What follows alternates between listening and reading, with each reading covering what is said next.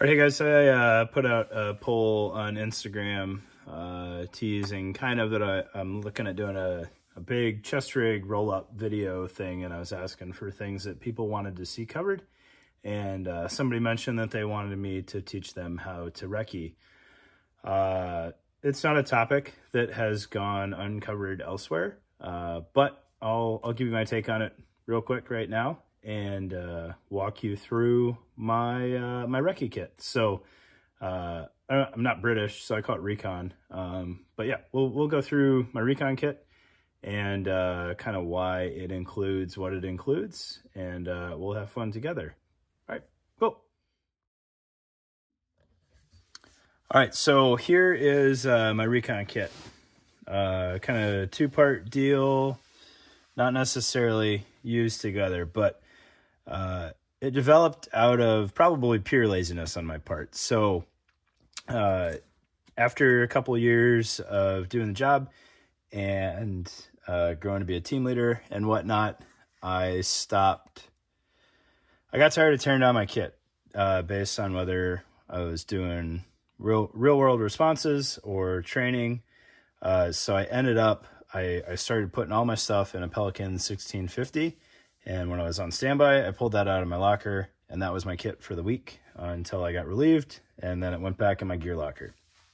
So in the Pelican 1650 were these two items, slicked bulks carrier, helmet, and then a Cry blast belt, with the only thing attached to the blast belt being an IFAK small back, and my first spear sleeper had some tourniquets on it, and that was it. And then these two items. So this one, we'll start with this first. It's easier to go through. This is old BAE Eclipse stuff. It was on clearance on eBay because it's ABU.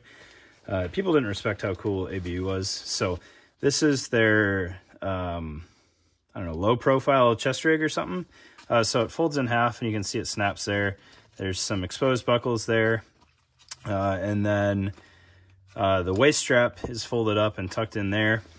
And then, so you've got a lower molly panel, which is basically 6 wide and 3 tall. And then the bib portion here. So the bib doesn't have a pocket. No, it doesn't have a pocket. So it just folds in half there. The lower portion does have a kind of rudimentary kangaroo pocket on it, secured with a strap. All right, so on the front of this, I have one of their large GP pockets, and we can look inside this thing. So what we got in here is an assortment of chem lights. I don't know if there was any rhyme or reason behind what colors I grabbed. Just some chem lights there. We got a couple different kinds of tape, some electric tape because it's part of my culture, and then some first aid tape because I'm probably going to chew up at least one finger doing whatever I'm doing. And then inside here, we've also got some rubber bands down there in the bottom. Looks like I got a pen light hanging out down the bottom here. Oh, it still works, little red pen light.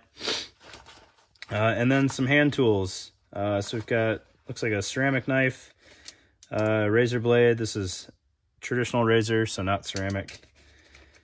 Ceramic scissors, pair of kind of jeweler's screwdrivers here, some taped up wire cutters because they don't have a lock on them, and if I don't tape them, they'll open up in here.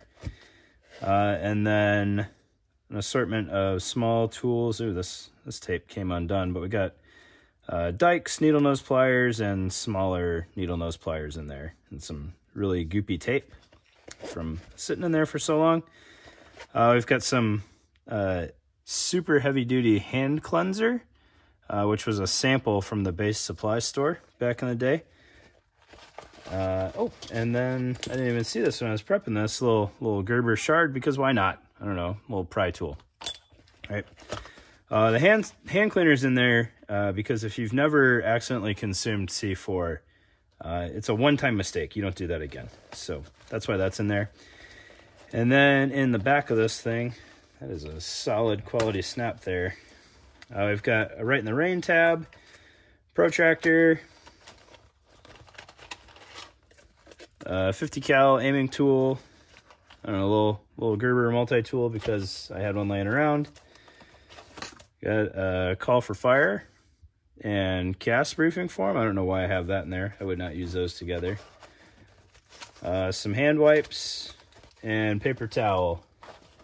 And that's it for that portion of the pouch. So we'll throw that in there.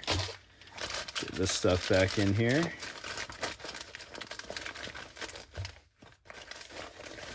And then in the little bib area, I have a baggie here. We've got some evidence bags, some gloves, and then some Ziploc for more evidence handling. So, and then I have the shoulder strap for the chest rig taped up down in there. So if I wanted to wear this thing for whatever reason, I could.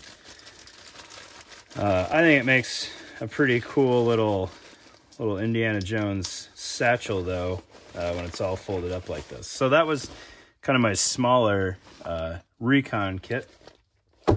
Not a lot of Recon happening with that because I don't really have a measuring device.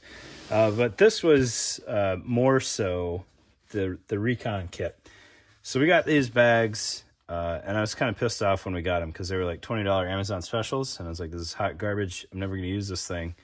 And then as I got more and more lazy, I was like, I don't have to carry any of this stuff if I don't want to, if I keep it in the bag and throw that in the Pelican case. So that's what I eventually did.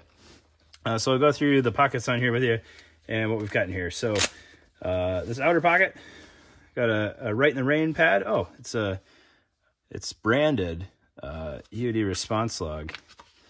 So we've got all sorts of fun questions in here. We got some blast calculations in there, all sorts of good stuff. I don't know, took some notes in the back, so that's cool. I tore out the pages as I used them. This side we've got a cap box with no caps in it, I hope. Some evidence baggies and some gloves down in here. And then the zippered pouch. And this is kind of the immediate action side of this thing, I guess, if you will. So you got some tripwire in there, which makes decent safety wire. Roll of Gorilla Tape. Roll of E-tape, not brand name E-tape. So that was kind of cheap on my part. Tape measure, so that I can do all my reconning. Some more tripwire, just in case I need that. More tripwire. Cheap flashlight that would work one time. Those are some really old batteries in there.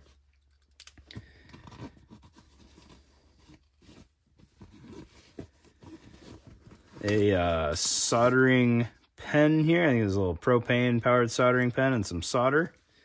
Not that I'm going to be doing a lot of soldering, but at one point in time, somebody gave me a soldering pen, and I was like, that's going to go in the briefcase. Some crimpers. And a laser with a key. If your laser has a key on it, you know it's a win. So that would probably burn something if we turned it on. Not quite an IS-lid, but like a Chinese IS-lid. So that's that pocket. And then on the side of this thing, got a GPS, so I know where I'm about to blow something up. Some batteries and Gorilla Tape on a card, so I can shove that in a pocket if I need it. This side, we've got some tools. So we got a set of Raptor shears in there. Gerber Det. Oh no, that's a Leatherman Super Tool. I'm sorry. Oh, but it's got a crimper on it. I forgot I had this thing. And a ceramic knife. And that's only in there because it doesn't have a pocket clip. And a knife without a pocket clip is almost useless.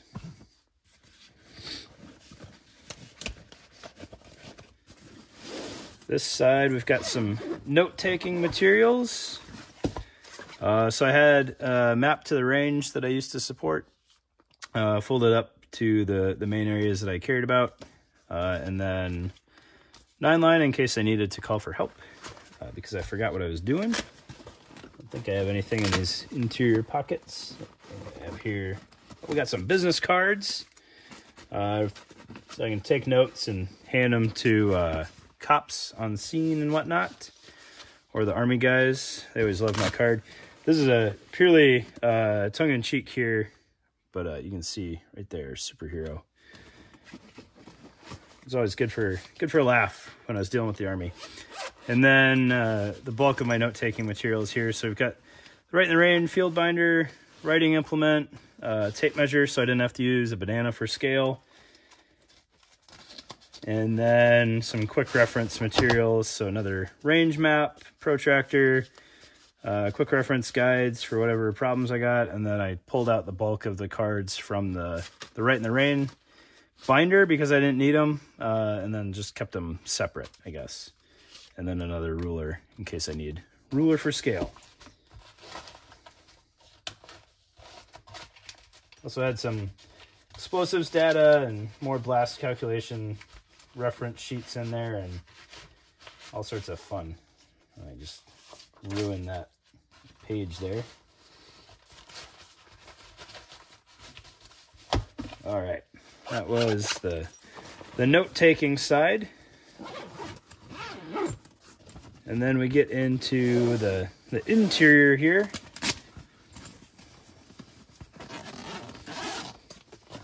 All right, I had the shoulder strap, so if I needed to truck this thing downrange, I could. A couple collapsible water bottles. I dehydrated myself 100% of the time, so this is always nice to be able to fill up because I didn't keep water loaded in here. I've got a rangefinder, so I use that with the GPS to figure out how far away whatever I'm about to blow up is. Make sure I'm a safe distance. This should be a probe kit. Yep, so when you're playing Floor is Lava, you can give yourself a fighting chance. Another pen, this one's a white pen light. Screwdriver with a bunch of tips buried in here somewhere. Another screwdriver, can't have too many screwdrivers. Some safety glasses, just in case I'm screwing up and didn't bring any safety glasses. More crimpers, because why not? And shock tube cutter. 1, 2, 3s, because those might come in handy for something. Some epoxy, because it didn't fit in the other immediate action pocket. A mirror, so I can check my hair before PA shows up. And also, you know, look on the underside of things after I dig a little trough. The boo-boo portion for the IFAK, just in case I need it, with some bug dope in there. Again, I said I'm going to dehydrate myself, so I got the Cerolite in there. And yeah, water purification tablets. Oh, and then, I don't know, I think I found this on eBay somewhere. Fancy Pants signal, or not signal mirror, but search mirror. So it's got a flashlight and then the extendable arm and different mirrors that still have the protection on there. So that was my my Recce kit, or my Recon kit. Probably not what whoever requested this video was hoping for, but it's what they got. So I guess kind of the key takeaway here is as I learned my craft, kind of, I figured out that I don't need to carry all of the things all of the time on my person. So if I have a convenient dumping grounds that I have somewhat of an understanding of where stuff will be, I can support myself well, and it worked to kind of fill in the gaps for what was on the truck. Most of the things that I would need at any point in time was on there, but things like search mirrors and whatnot tend to get beat up when they're community use. So keeping your own can kind of keep you sane when it comes to looking for things. Same thing with flashlights. They just die when they're community use. So having your own with batteries to support it can come in handy.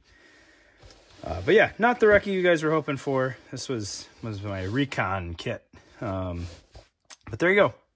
Some of you weirdos like these videos. I'm not really sure why, but hopefully you got something out of it. You don't have to mount everything to your vest or your belt. Get yourself a tactical briefcase and keep it separate and in the truck and handy to grab. Thanks, guys.